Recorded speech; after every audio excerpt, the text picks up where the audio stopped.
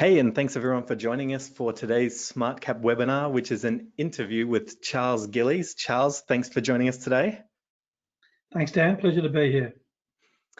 Fantastic. Just a little bit of housekeeping for everyone. The SmartCap webinar series is our opportunity to share with the market what it is we do, share the learnings we have from our decade of experience in the fatigue monitoring space, and share what our customers have shared with us. Today's a unique opportunity. We've got Charles Gillies, who's a co-founder of RCF Jolimont, also the chairman of SmartCap. So Charles, as an expert investor, is going to give us a bunch of insights into the investment side of what really matters to startups. And so I think it's going to be fantastic. So really do appreciate Charles taking time out of his schedule to join us. What I want to do, Charles, is kind of get straight into it. We're doing this remotely today. And as we were talking just off air, we're doing this remotely because COVID has impacted travel everywhere around the world, including here in Australia. How are you coping?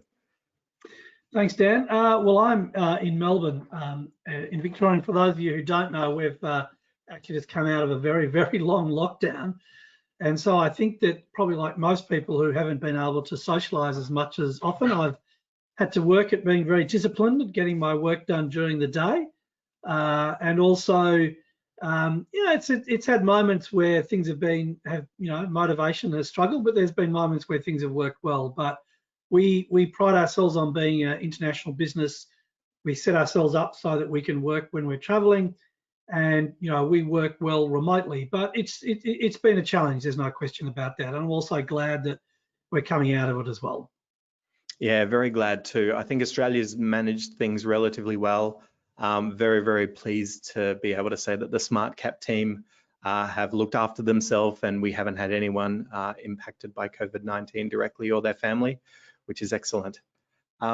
So even though I'm familiar with you, Charles, through our long relationship with RCF Jolimont and its part in SmartCap over the years, I think it'd be a really great start if you could give the audience a little bit about yourself and a little bit about RCF Jolimont, please. Sure, absolutely. So in terms of my background, myself, I started actually Jolimont Capital with Lex MacArthur, my colleague, still colleague. We've been working together for 20 years doing technology investments. We've done over 45, I think we're up to now, over this particular time. About 7 years ago, we were joined by Lyle Bruce, who may be familiar with many of you in the mining, innovation and technology space, currently the chairman of METS Ignited in Australia, but also ran GroundProbe very successfully. And I think that what we felt was that there was a need in the market for someone who would fund mining innovation. If you're in the world of it, you understand that it's a very sort of specialized business-to-business market. It's a global market. The leaders of this field tend to be Australia and Canada, really, in terms of areas where that's where we invest.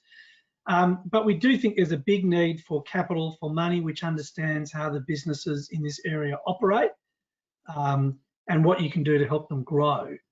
I'd also say that it's often, being an investor gives you a sense of perspective. And the reason I think this perspective thing is important is because people, tend to like to think that there's this tree or an apex where people sit, which I think is completely wrong. I think that what happens is you bring to commercial opportunities your particular perspective and understanding, so that, Dan, who for many years has been involved in the commercialization of SmartCap and understands fatigue management very well, has a very strong perspective about how that would work. I don't have any of that perspective because that's not been what I've spent my time doing. But what I do have is I do have the ability of seeing from a board perspective and from an investment perspective, the certain challenges that different companies have as they go through innovation and what's important to them. So it's not that anyone's smarter than anybody else. It's just that we spend our lives gathering a set of skills and experiences, and that helps us have a particular perspective when we come to make decisions about companies that we back. Yeah, that's very, very excellent. Thanks, Charles. I really appreciate the perspective. I think it's important, the point you made, that we all know different things. And so what we're trying to do today is really pick your brain about the stuff that we don't know that you do know.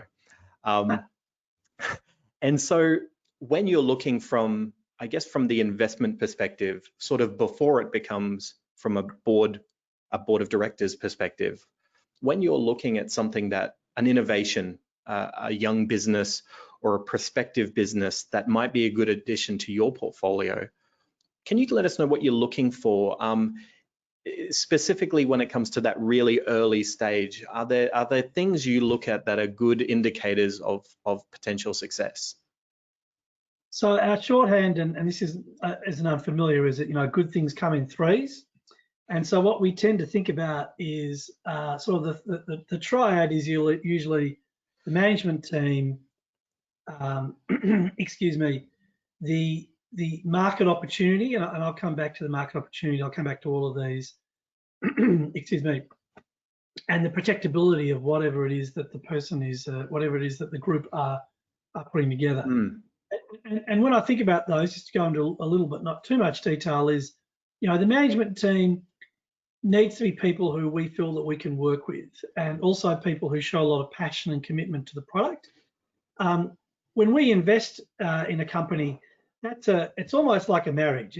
It's not quite as long as a marriage, but, you know, you invest in an expectation that you'll be there for 3 to 5 to 7 years, and you do work closely with these people, with the people you invest in. So you need to feel that you understand the management team has what it takes to be successful, but also that you can work with them. And as part of our due diligence, we always try to go on a road trip with the management team, because if you spend 24 hours in a car going to visit a client, you know, you learn a lot about them, and they'll learn a lot about you. So I think that's the management team perspective. Right. In terms of the market, we really like to see opportunities which can grow into a reasonable size market space. And because I have actually an economics background, not an engineering background, I think a lot about how economic value is created. So the way I think about it is, does the company understand the value it's creating for its customers? And does it, because primarily it's about what can I do for my customer that makes the product or service I have really quite critical in their opportunity. So if they understand that well, I think, you know, you've got the nub of a business. The final thing is about the protectability, is that if you are going to grow quickly, and if you are going to generate the sort of returns that we expect, which aren't for every business, by the way. There's lots of good businesses out there that don't need to take capital from people like us. It needs to be protectable in some way. You need to have some moat, in the sort of the Warren Buffett way, of being able to protect it while you grow the business quickly. So that's a relatively quick summation of what we look for. Yeah, interesting. I like the 3-pillar approach. It keeps it simple and easy to, I guess, talk about the different parts.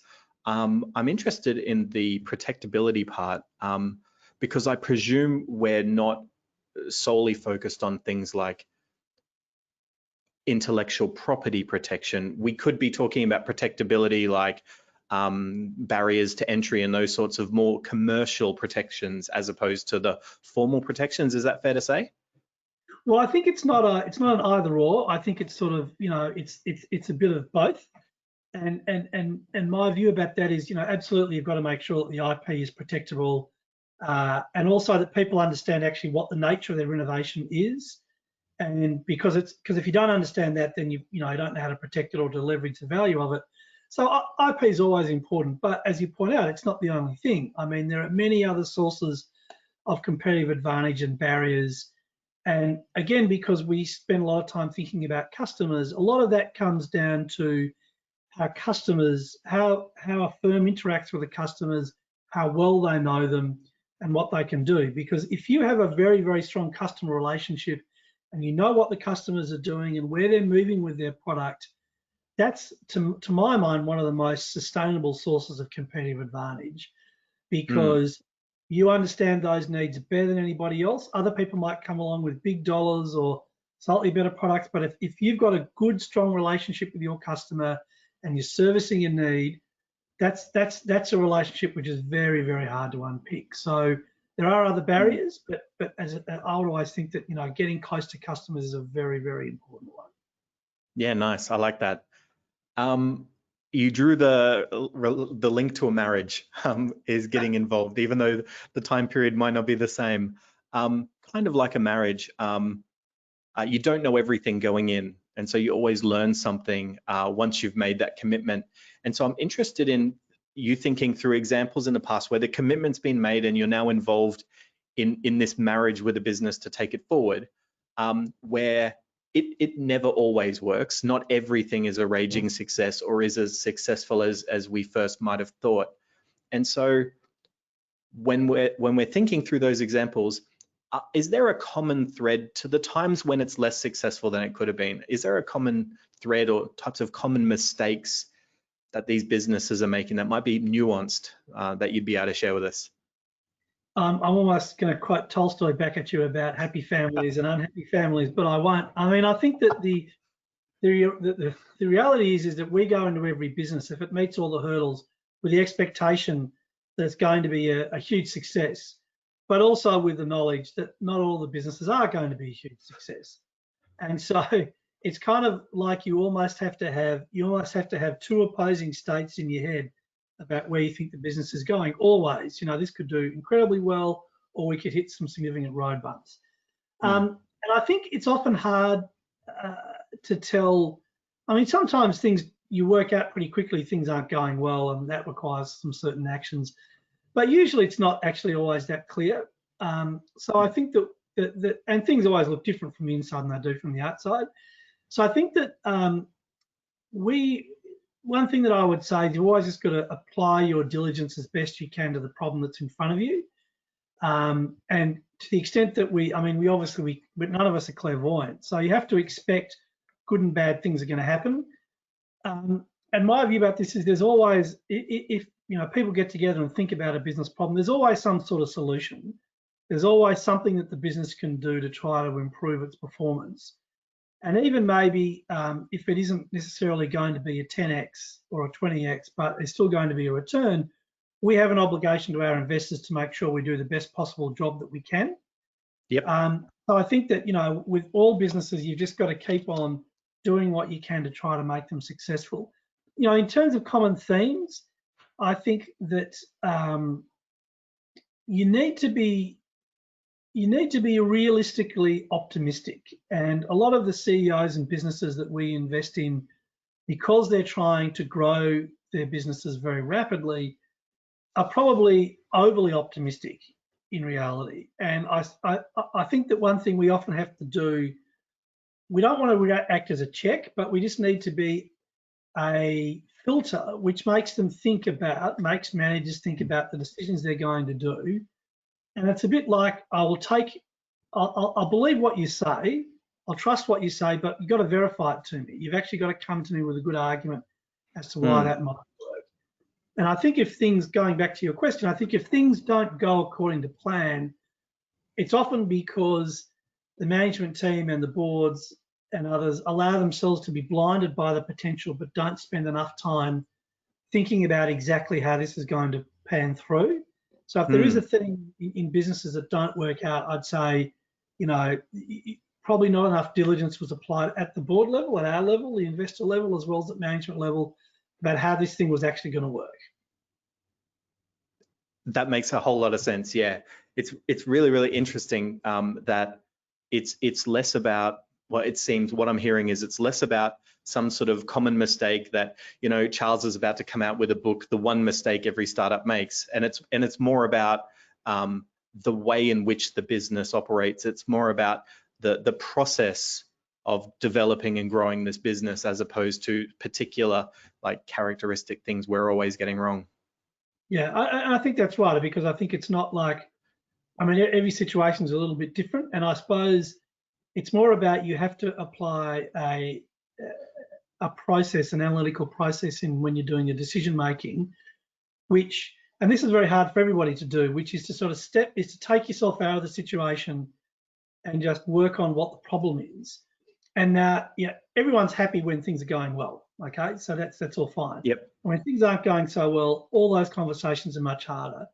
And the hard thing for everybody to learn, because the easiest thing you can do is sit around a board table and a management table in a meeting room and point fingers at everybody about what's going wrong. The harder thing to do is to try to take yourself out of the situation personally and come up with different ways and different approaches to try and get around the problem. And look, if it was easy, everyone would do it. It's actually quite difficult. And Right. we're tested much more by the times when things go wrong as to when they go right, because when they go right, it's easy. And also, we have to be careful not to point the finger at, you should have done, I should have done, because everybody makes mistakes when you make these decisions. So it's really about, trying to come to situations analytically, but also with an open mind. That sounds so easy when I say it, but the reality is everybody struggles. And, we all have our struggles when we've had, arguments with or discussions at the board table with management teams, and actually we've got it wrong. So I think it's not easy to try to reset when things aren't going well. So. Yep. So we've got that on camera now. We've got an expert investor and a director saying sometimes the directors get it wrong. So to all the managers out there, let's remember this one and celebrate. Can I edit that out? Oh, it's too late now. I want to bring it a little bit closer to home. One step at a time, though. You probably are familiar. I recently had an interview similar to this with Paul Moynier from CommitWorks, Yes. business you're also involved in. And one of the things we did was we drew a contrast between, say, CommitWorks being more a productivity-focused business, helping their customers improve productivity, whereas SmartCap, the primary focus is about improvements in safety, and looking at the difference between the two, and specifically through the lens of the mining sector, where every mining business website you go to, safety is number 1, 2, and 3. Yet it's productivity that pays the bills.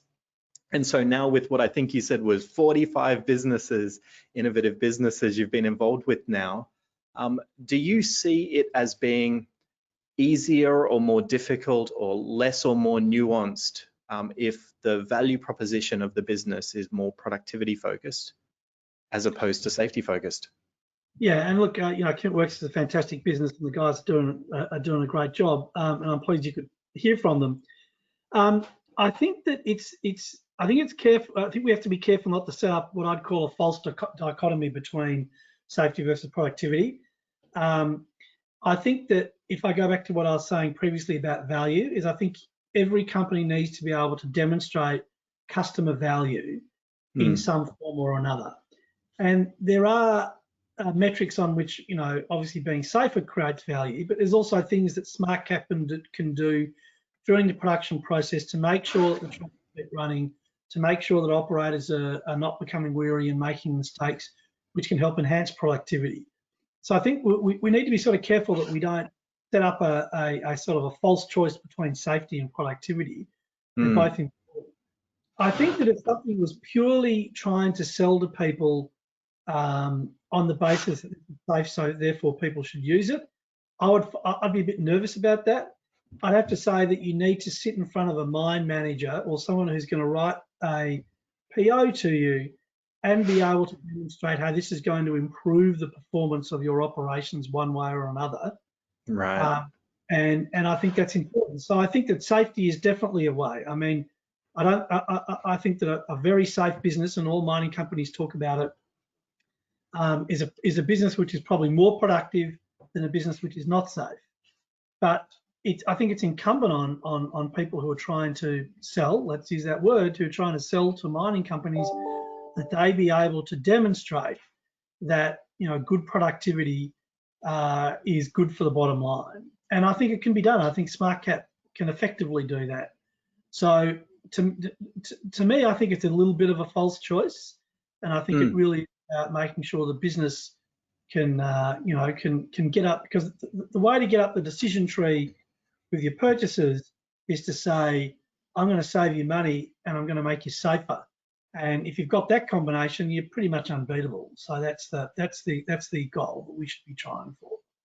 Yeah, that resonates a lot. We right at this moment, from a SmartCap perspective, looking into this with a particular customer of ours. One thing we know, and it's historically been very anecdotal, in the fatigue space, an alert operator is a productive one. A fatigued operator is less productive. They make more mistakes. They follow less processes. Even down to what sounds small, but dollars-wise it's big, is fatigued operators use more fuel and they're more harsh on equipment, which increase maintenance costs. We're finally at the point where historically it's been taboo. So go back 10 years, it was a very taboo topic to be talking about money and safety in the same conversation, and let's run the dollars on that. Whereas now there seems to be more of an openness to recognize, like you say, it's not, it is a false dichotomy. It's not one or the other. And so we're excited to be working now with a customer to truly evaluate and demonstrate the productivity gains that they've been able to enjoy in addition to eliminating fatigue incidents. So wholeheartedly agree with what you said. Right. I want to stay even more focused on SmartCap, and happy to cover my ears if there's part of this I'm not meant to hear. But I'm really curious because we've really enjoyed a great relationship with RCF Jolimont over the years with SmartCap. You've helped us. You've been the key to us being where we are today as a global business that's really changed the world. The reality is, though, I think there's a lot of interest from the audience who knows a bit about SmartCap, who wants to know what it is that you saw back in those earlier days. What is it? Can you shed some light on what it is that said to you SmartCap was a worthwhile opportunity for being part of? Sure. And look, I think, the success that SmartCap has had, we're happy to be part of it, but I would also say that it's the management team, people like yourself, Dan, and others at SmartCap who do all the heavy lifting. We get to sit behind the scenes and make helpful and sometimes probably unhelpful comments, but it's really the company that's been very successful and the people within it. And I think people, it always comes down to culture and people, which is always a very important thing. So what attracted us to SmartCap initially was I think the uniqueness of the offering is something which is incredibly important. There's really nothing else like SmartCap out on the market. So I think that was absolutely critical. The fact that it had a couple of large customers who were very happy with the company and how it was performing, that was also something which was attractive to us. I think that when we looked at the competitive technologies, and I'm going to talk a little bit about what else is out there. Is I know you'll agree with me about this. There's nothing else out there that does predictive fatigue. There are other solutions out there which really are trailing indicators of people becoming fatigued. And so, the position that SmartCap has in terms of predictive fatigue is frankly undeniable and unassailable. So I think that is something which really made us very interested in what the business had to offer. And we all know stories about in mine sites and elsewhere where people have accidents with pieces of heavy equipment, where tragically people will die or will have injuries. And every time this occurs, a mine shut down for a day or two, which is significant lost production. So I think our view is and remains that the benefit of being able to provide something which was clearly a better service, a better product than what else was out there, was highly protectable, had a good team around it, already had customers. I mean, to us, it was a pretty compelling proposition in terms of what the business could do. Good to know. Thank you. I appreciate that. And of course, I agree.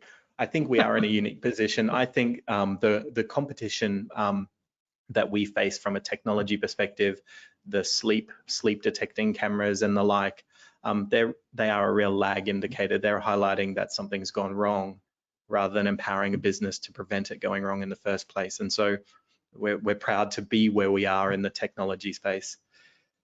Want to step a little bit away from SmartCap and more picking your brain on the broader scale. I've heard a bunch of cool phrases in the startup space, and the one that I hear more often than not is "shoot the inventor," which I'm just going to duck and run for a second, and I want to quickly move on to a different phrase that I've heard.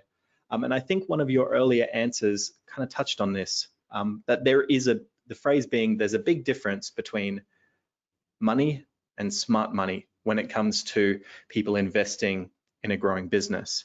Can you give us your take on that? What do you think sits behind that phrase, the difference between smart money and just money? So I can't let shoot the inventor go, I'm afraid, but so we'll make a couple of comments about that to start off with. And obviously, Dan, you're still around, so clearly that didn't happen. But I think that I mean, the person who promotes the product and has done the IP and developed the product is obviously an incredibly important person in a startup. And people always want to know who the inventor was and what the story is around that and why that's good, because it tells you a lot about the product and the protectability and why this is interesting. I think that it's you don't shoot all inventors, obviously not. I mean, I think that's something which clearly doesn't happen. I think what it's worthwhile recognizing is not everybody's the same. So you get some inventors who love tinkering with technology. That's what excites them. And they're actually not particularly good at running a business. And in which case, of course, they're not suitable to grow it, because all of the work that's gone into, creating a new piece of IP, I would argue that the next hardest thing to do, and equally as intellectually and technically challenging, is to actually then create a business out of it. Now, sometimes those two skills go together, and we all know examples of where they do. Sometimes a person can take the business from 0 to 5 million, but can't grow it from more than that, or 0 to 10. I think it's better when you have these conversations, and I talked before about getting to know the team, is that everybody establishes, what they can actually do and when it's right. I think an inventor who wants to continue to control the business regardless of the skills they have or their capabilities, they're probably not going to get funded. But someone who can say, look, I know I've created it, I can probably take it for a year or two, but then we might need to think about getting a CEO, that's good too. So, and we've invested with people, and Newtrax, I always love to talk about Alex Savinka, for those of you who know him. He's a fantastic guy. I loved working with him for 5 years. He could take that business from 0 to a very successful outcome, building a great position in the broader market, whole team, business sold to Sandvik. He was an inventor who you did not want to lose, because he was extraordinary in his ability. But not everyone's an Alex, and not everyone is I can't think of an example of someone who stepped back. But I think that horses for courses as far as it goes. But my thought around shooting the inventor is you don't do that. You have an open and honest conversation about what you bring, where you want to go, and that's better for everybody, because that means that you can create value. So coming back to the core of your question about smart money versus other money, is that what I would say, and I don't want to talk our shop, although I'd love to, is that if you are going to have a 5 to 7 year relationship with someone, from a startup's perspective, they'll do a lot of diligence on you. I think it's incumbent upon you as a potential to take the money is to do due diligence on them. You need to work out if they're appropriate or if there's a fit. I mean, it's not just about the money, it's about whether you kind of see the world in the same way, you have the same objectives, you're incented by the same things. That's very important, and that's a two-way street. And if an investor doesn't want to talk to you about how they work and what's important, I think, frankly, that's not an investor you want to get involved in, because this is not me being the investor telling you what to do. This is a joint relationship which is going to last for a while, and it needs to be, to the extent it can be, reasonably, an open and sensible conversation. Ideally, you will take on investors who know the market, so they can help you with market access, know the product, so they can help with product development thoughts, or themselves have been in a startup and have run the flag, run up the flag, done very well for themselves, and can tell you about what's going on. So if you have a choice, you should always try to choose investors who can bring more than just money to the table. And like we say to you, we trust what you say, but we'll verify that you say it. You trust what they say, but ask for verification. So ask to speak to referees, ask them to tell you about case studies and situations they're involved in. Because to me, if someone I'm looking to invest in asks me those questions, I feel very comfortable, because it indicates to me that they know that this is the sort of relationship which needs to be two-way. So. Yeah, that's actually a really, really good point, because if they're looking at smart money as just money, and they're not looking to vet it because they don't have the perspective that this is a relationship, that's already getting off on the wrong foot, perhaps. So yeah, it does make sense that it's good for people in your shoes to hear those questions, to hear the request for referees and stuff. It makes a lot of sense. Well, otherwise, the worst case of that, to take it sort of the other extreme, is someone tells you all the things you want to hear, then they take your money and never listen to you again. And from an investor perspective, that's incredibly frustrating. And you want to avoid that at all costs, because if all you are looking for is money, then I think through the way I've talked about the interaction occurring, investors can sniff out pretty quickly if that's all people want. And it should be the same on the other side. I mean, you are selling a part of your baby. I shouldn't say baby, that's inappropriate. You're selling a part of this thing that you've worked on, which is incredibly valuable to you, to another party to work with them for 3 to 5 years. It's got to be an even, you've got to do diligence on the people you're getting into bed with. So. Yeah, no, I like that. And I've always had a different perspective on it, because I know I know what you mean when you say selling part of your baby, and you're selling a piece of something people have worked hard on. I actually have, and I was corrected many, many years ago, and it's sort of clung on to that correction since, is that you're not selling part of it per se. It's not that you now have a smaller piece of a particular pie. The pie's getting bigger. And so you are growing it together. It's not that something's being given away. I think when investment comes in, the pie grew. And so the value overnight, no one lost any particular value. It's just they're both part of a much bigger pie now. And so I think I try to change the perspective. No one's selling their baby. They're teaming up with someone to help the baby grow up. Yep, that's quite right. Yes. You're taking on a many, and actually I'm stressing the analogy too far, I'm afraid, but anyway. Charles the nanny. Yes, very good. Fantastic. I did before we let you go, Charles, if you've still got the time, I wanted to ask about the thing that's really been the focus of the world all throughout 2020 is the global pandemic. And I know going into businesses, and when we look at business plans and risk assessments, there's some sort of common threads that are in there. I'm guessing, and so really my question though is, now that the world firsthand in the era of instant communication has seen the impact of the global pandemic everywhere, does this change, I guess, firstly, the types of things you look at when looking at a business that you might invest in? And does it change, I guess, your thinking about what businesses can and can't succeed? So I think, well, there's many things that are coming out of the pandemic, but I think one of the impacts of it actually will be good for small, fast-growing companies. And the reason I think that is because if you think about a group like SmartCap or other companies in our portfolio, they spend a lot of time going to large enterprises and trying to get budget to sell their product. And if you think about who's competing for that budget, it's often very, very large OEMs, ones we all know who they are, who are selling very multi-million-dollar pieces of kit, and they have, all these incredibly large business development teams. They've got these long-standing relationships. The one thing, OEMs are great companies, often not the most innovative, which is why we end up selling a lot of our companies to them. But the one thing they have that they beat smaller companies at is account management. They're great at it, and they've been at it for a long time. They've got a lot of resources.